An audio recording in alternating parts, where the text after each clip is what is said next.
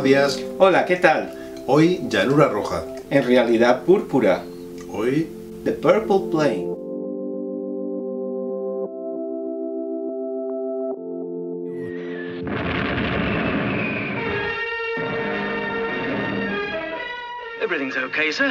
Puede que Llanura Roja, en realidad púrpura, no pase de la típica película que, enmarcada en el crudo contexto de la guerra, logra apelar con facilidad a nuestro lado más humano, pero estamos convencidos que de todas sus virtudes nunca hablaremos suficiente.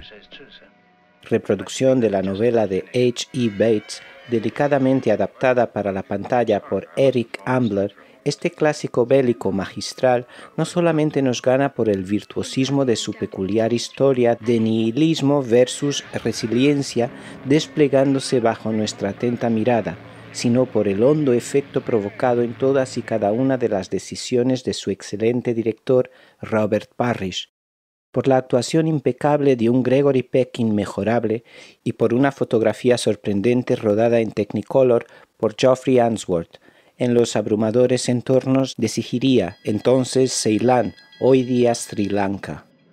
En realidad, la historia transcurre en Birmania, actual Myanmar. Gregory Peck es Bill Forrester, un piloto de las Fuerzas Aéreas Canadienses allí destacado durante los coletazos finales de la Segunda Guerra Mundial. Sus compañeros de hazaña se empiezan a quejar por su temerario comportamiento. De modo tácito, todos parecen percibir en sus heroicas victorias un concluyente deje suicida que les tiene preocupados. Ciertamente hasta podría terminar arrastrándoles a ellos. Pero ya no es solamente eso, sino que nadie sabría decir a ciencia cierta los motivos de aquella conducta.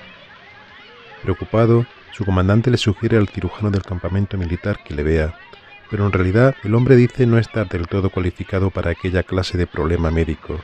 Sin embargo, resolutivo, terminará tomando la mejor de las decisiones cuando simplemente le invite a visitar un poblado de desplazados por la guerra. El médico sabe que poco lograría sacarle si lo intentaba a forceps, así que la solución quizá pudiera pasar por tratar de hacerle recobrar la pasión por la belleza. Sin que a estas alturas de la cinta sepamos todavía los motivos de su desequilibrio y total carencia de ánimo, empezamos a desconfiar que será por algo relacionado con su pasado.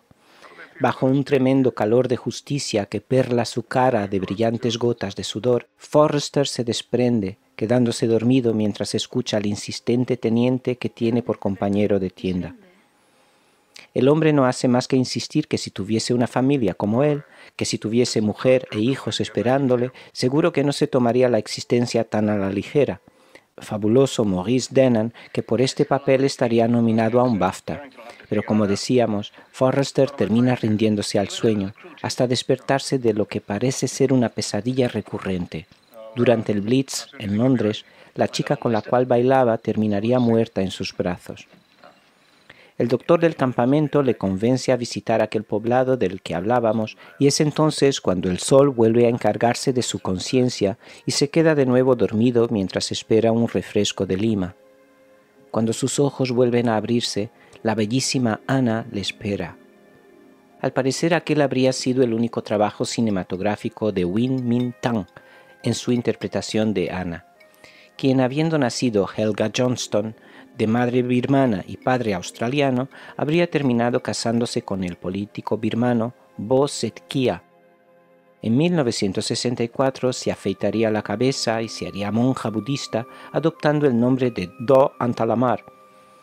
Pero volviendo a nuestra historia, cuando Forrester despierta con la bella Anna mirándole plácidamente, algo en su interior hace clic, pero no es inmediato.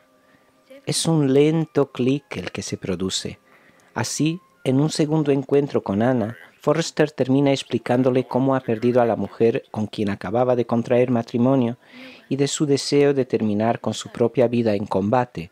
Sin embargo, dice, uno pensaría que esto podría ser fácil en una guerra, pero en su lugar siguen dándome medallas. Anna y Bill empiezan a enamorarse el uno del otro y naturalmente el hombre empieza a recuperarse. Al final, sus oficiales terminarán ordenándole una misión de lo más básico. Se trataría simplemente de transportar a Blor, su pesado compañero de tienda, a Meiktila, él y su nuevo navegador Carrington, interpretado por Lyndon Brooke. No obstante, durante el viaje, una falla en el motor les obliga a aterrizar en la remota planicie desértica de Birmania, la cual estaría controlada por los japoneses.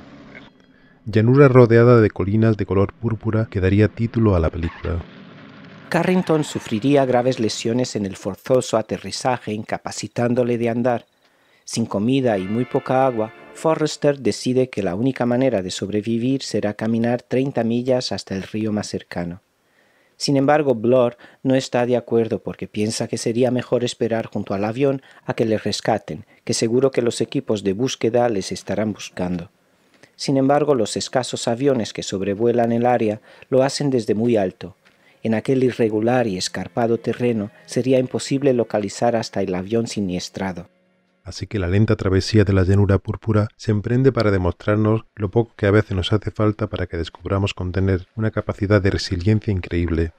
Para enseñarnos, por otro lado, que las convicciones que se afirman a rajatabla no siempre tienen el peso necesario.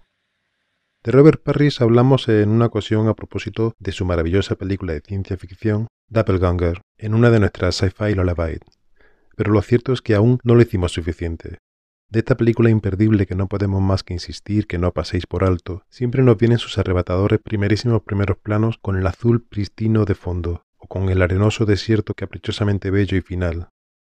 Las abigarradas expresiones en los rostros de aquellos actores exhaustos que solo lograrían películas como La madre del director ruso Pudovkin. Solo nos vienen sus atmósferas opresivas radicalmente mortales, aún tan bellas como las incontenibles y estrelladas gotas de sudor perlando la frente de Gregory Peck. Pero es que Parrish además habría dedicado toda su vida al cine desde que fuera contratado como niño actor en los años 20 del siglo pasado, junto con sus 4 hermanos al mudarse con su familia a Los Ángeles. Figuraría en clásicos como Sunrise de Murnau, 4 hijos de Ridley the Cop, Up the River de John Ford, Luces de ciudad de Charles Chaplin, entre otras muchas. Ejercería de editor en películas tan importantes como la galardonada con un Oscar por su brillante montaje Cuerpo y alma de Robert Rossem y otras de Max Ophüls o de George Cukor. Igualmente asistiría en el montaje de la cinta de Cecil B. DeMille y de John Ford, entre otros.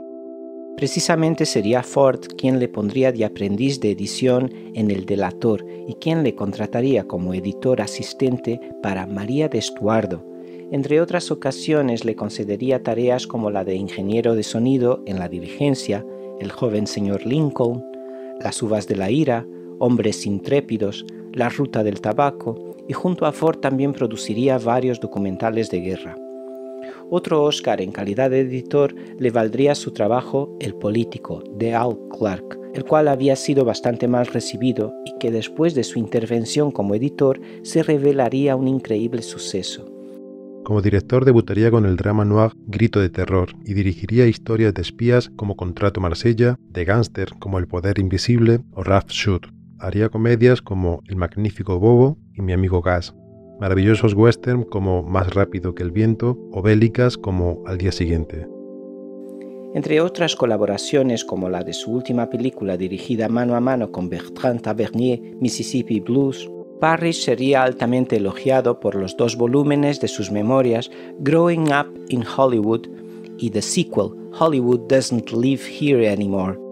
Hijo de un representante de Coca-Cola, Parrish narraría en aquellos cómo entró con sus hermanos en el mundo del cine, gracias a la voluntad férrea de su madre, que en los depresivos años 20 hizo cuanto pudo para colar a su prole en los estudios y mejorar así la economía familiar.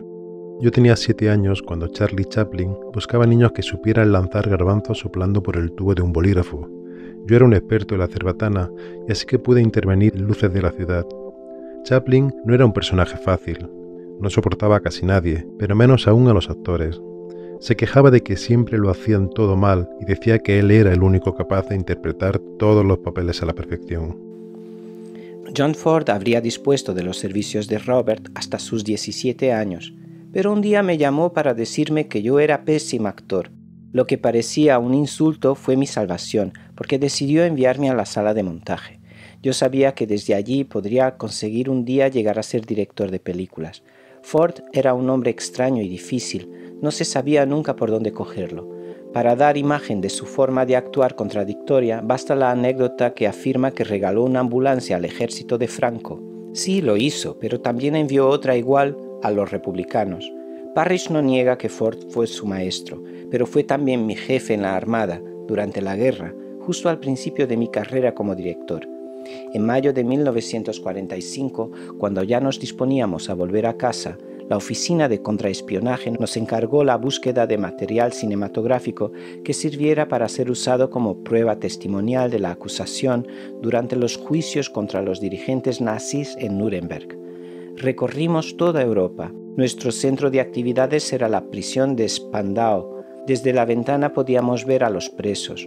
Fueron 4 meses de intenso trabajo y logramos montar una película de 13 horas con documentales alemanes y el material que los rusos, un poco a regañadientes, nos prestaron. El día del juicio se pasó la película, mal rebobinada, con el sonido invertido. Goering todavía se ríe de ello en su tumba. Muchas gracias por vernos. No olvidéis darle a like, a compartir en vuestras redes sociales, visitar nuestro blog. Nos vemos pronto. Bye. Chao.